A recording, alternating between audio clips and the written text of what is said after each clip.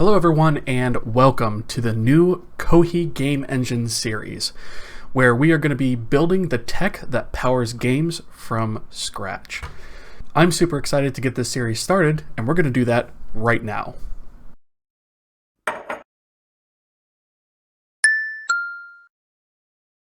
Before I begin, I would like to give a shout out to the channel's first partner.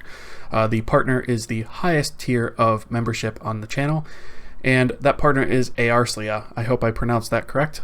Thank you very much for supporting the channel. I would also like to give a quick thank you to the other supporters of the channel who are up on the screen now. Thank you very much. Your support is greatly appreciated. If you would like to support the channel, you can do so by clicking the join button down below. Details on memberships are actually available in the video I will post here.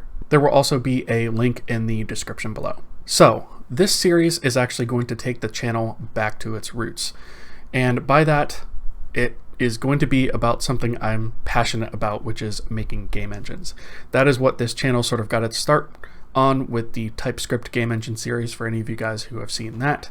And this is sort of going to be the next logical step in that. However, this series is going to be a lot longer than that series, as it's going to be a much larger engine and cover a larger set of features that we are going to be creating, and we're going to jump into that in a few minutes.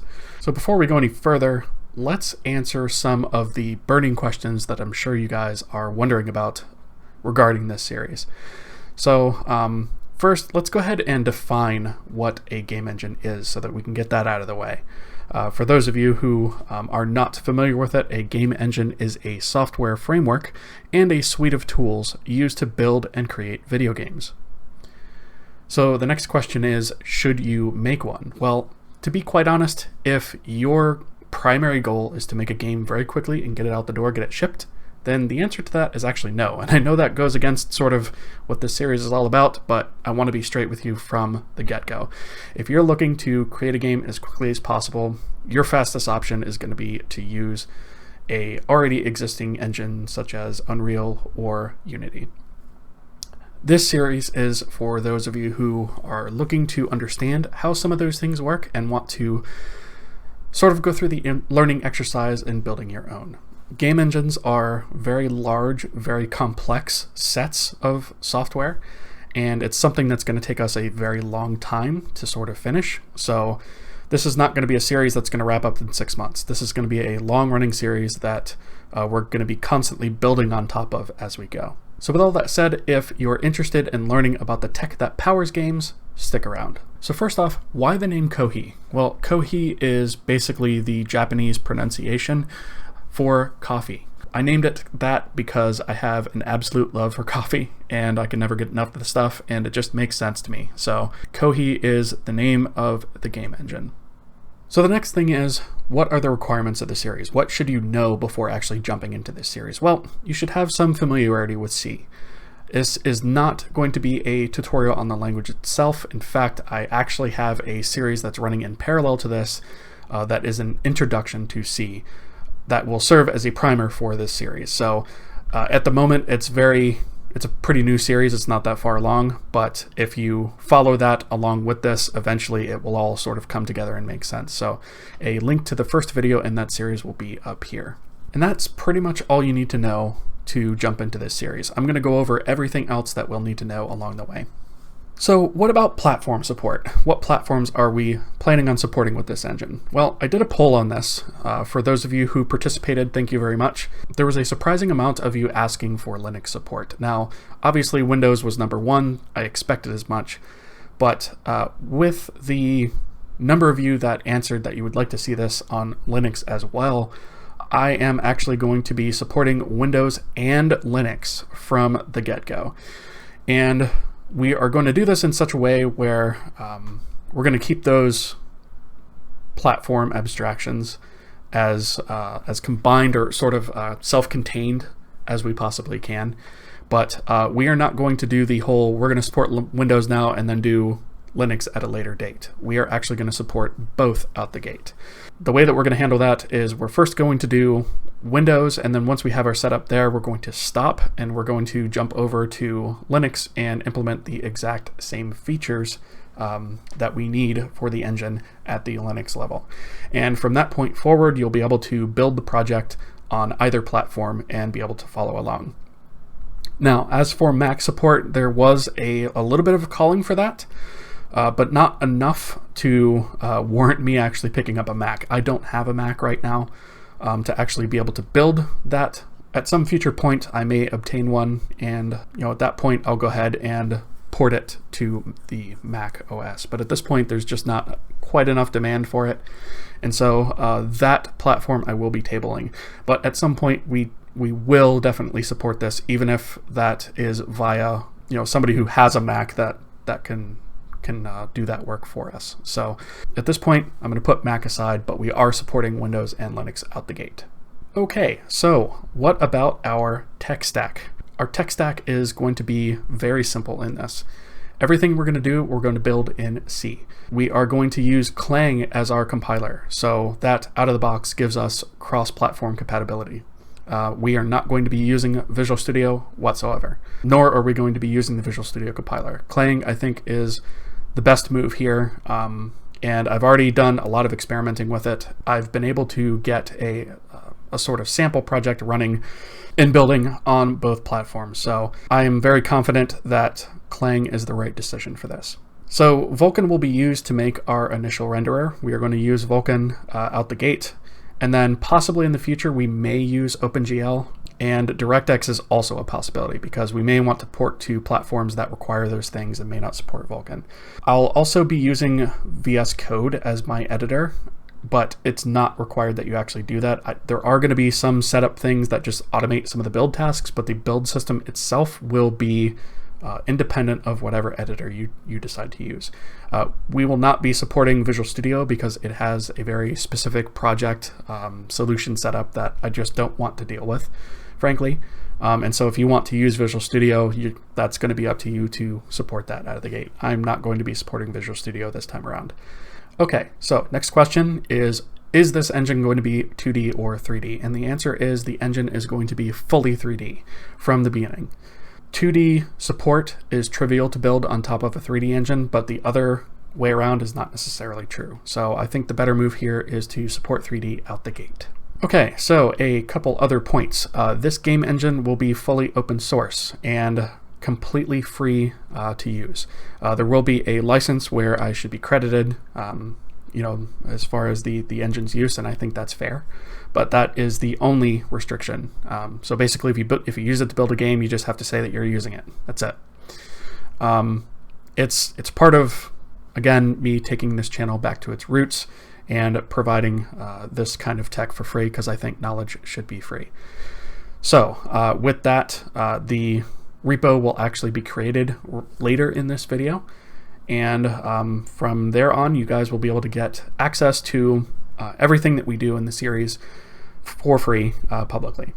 The other thing I want to bring up is this series will not be live coded on the screen. I've done that a lot in the past, and it winds up just taking a lot longer and is not quite as productive. And I'm going to take this approach initially, at least for pacing purposes, because it takes a lot to actually get Vulkan set up, and if I live code the entire thing, it's going to take forever. And frankly, I don't think any of you guys necessarily want to see me code the entire thing live and wait for that.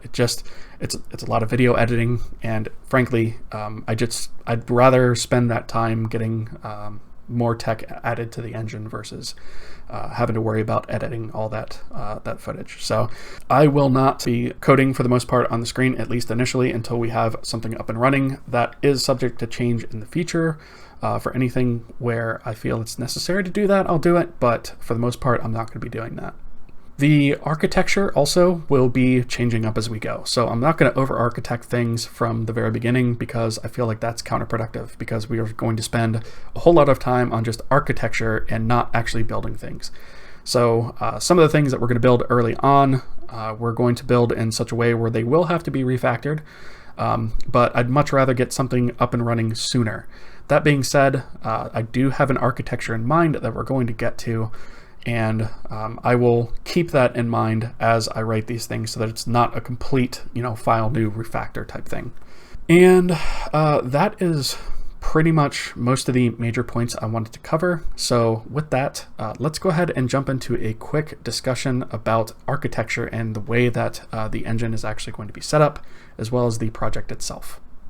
Okay, so the first thing that I want to talk about is the project structure. And by project structure, I mean, how are the files physically going to be laid out? And I'm going to keep this very high level for now. Once we get into asset management and things, I'll cover that. But for now, I'm just going to talk about how the software itself is going to be laid out. So the very first piece of this is going to be the Kohi engine itself. And this is actually going to be structured as a DLL, or an SO object for Linux, which is a shared object. This is going to be a library of code that is not executable on its own, but is referenced by an application. So all of our core logic will be in the Kohi engine DLL. So the next part of this, there will be a game application, which will be our executable, and it will reference the Kohi engine DLL or SO. However, that being said, our game application executable itself will actually be extremely light. And the reason for that is because we want to support hot reloadable game code, which will also be in a DLL or SO. And the idea here is that we can have our lightweight game application executable running, and then we can make minor changes to our game code and recompile that. And as the game application is running, we can reload that hot reloadable game code DLL, which references the engine, and see those updates in real time so that we don't have to shut down the project and recompile everything and so forth. So that is a system we'll be setting up a little bit further down the line in the future, but this is sort of the overall flow that we're going to be going for. So at least initially, we're actually going to be creating something that I'm calling a test bed executable. And this will be similar to the game application, except this is going to be built with it in mind to test specific game engine features. So the test bed will never be a game by itself. We are simply going to use that to test engine features and run the engine directly as we continue, versus the game application, which will be a little bit more organized. Finally, we have an editor piece, which is also going to be an application or an executable of its own. And the editor is going to stand separately from the engine DLL so that we are not shipping the editor code with the engine when we package up the game application. So we've separated this out in order to keep all the editor logic out of the engine to make the engine as lightweight as possible.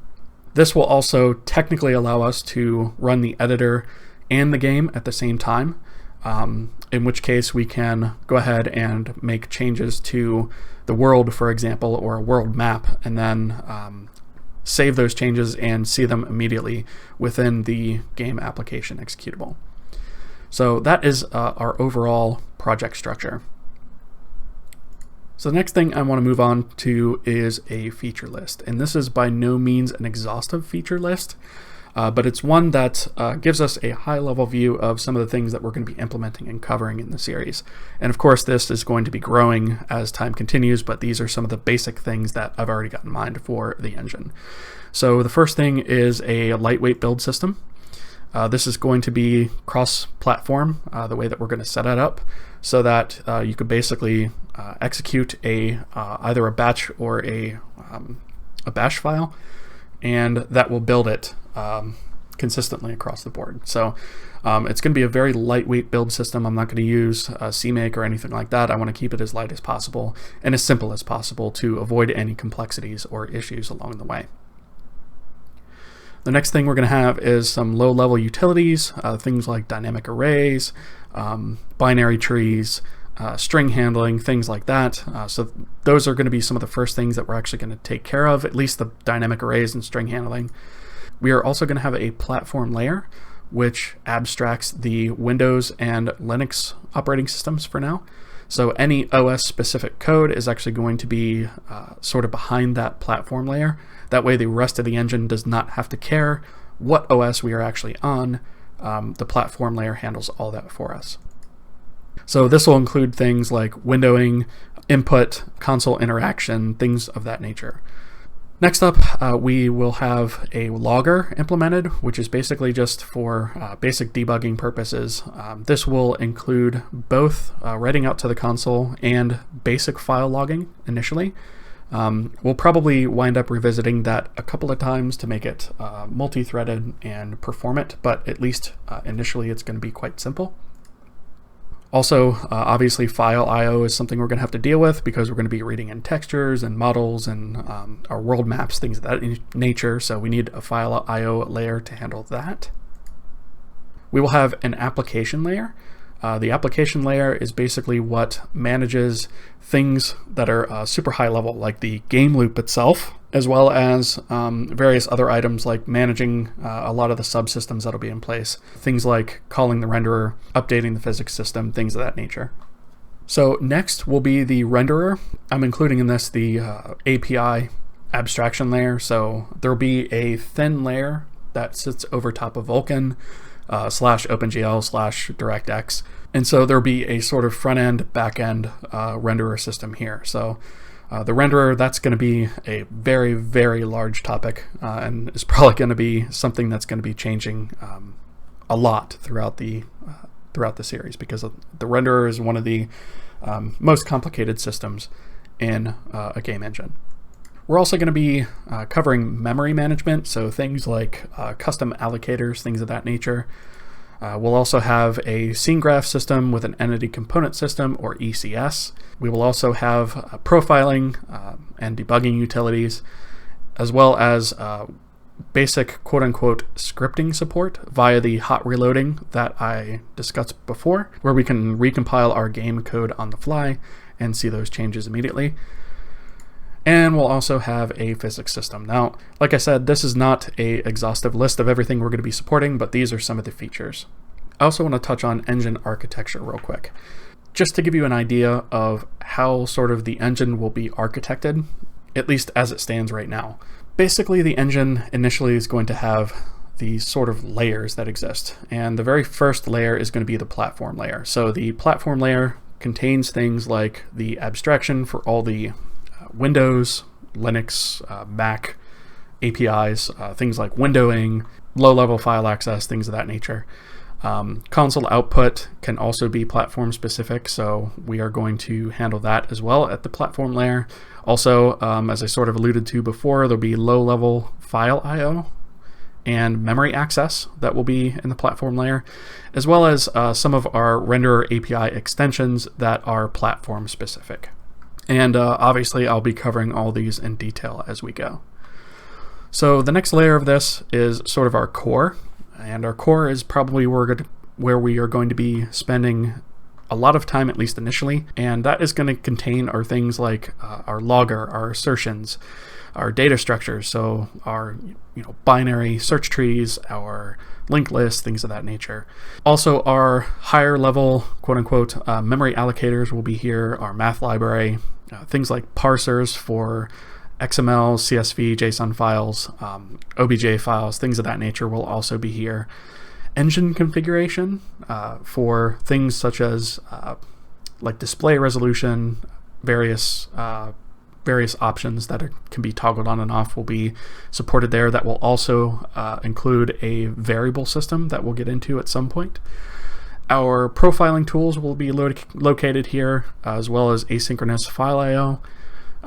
Things like localization services and our string handling library, which contains a whole bunch of string utilities that we can use from anywhere so that we don't necessarily have to import the massive string libraries, as well as the other random things like a random number generator. So again, this isn't an exhaustive list, but it'll give you some of the idea of some of the things that will be in the core layer. So the next layer of this is resource management, and resources are basically things like images that are loaded off disk that are used typically for textures, our material information that holds various properties about our surfaces in the world, our meshes, animations, world maps, things of that nature. So that's going to be sort of a layer all on its own. We'll also have our renderer, which will consist of a front end and a back end. So the front end will contain things like the graphical user interface, the scene graph, the camera management, some post effects like HDR, things of that nature, screen blurring, things like that. And then we'll also have a renderer back end, which includes our renderer API abstraction. So that's where our Vulkan layer will sit, our OpenGL, DirectX, things of that nature. It's where we'll handle materials and lighting, shaders, meshes, textures, graphics pipelines, all that kind of stuff. Again, this is not an exhaustive list. These are just some of the high level items that will be included. We'll also have an audio system where we'll have 2D and 3D audio, various effects, playback management, things like that. And then we'll have a load of other systems that will be in place, like our animation timeline system, our ECS, our event system, collision physics, which I actually noticed I have listed in there twice.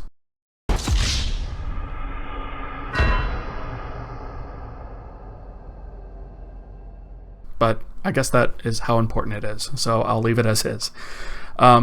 Things like state machines and so many other things that just will not fit on this screen. So as you can see here, there are a lot of systems we're going to have to build, and this is probably about half of them, if I'm completely honest. This doesn't even include any of the editor stuff that we're going to have to build. So the editor stuff is all going to leverage this technology after we have built it and get to that point. So with all that said, this is the primary plan for this series.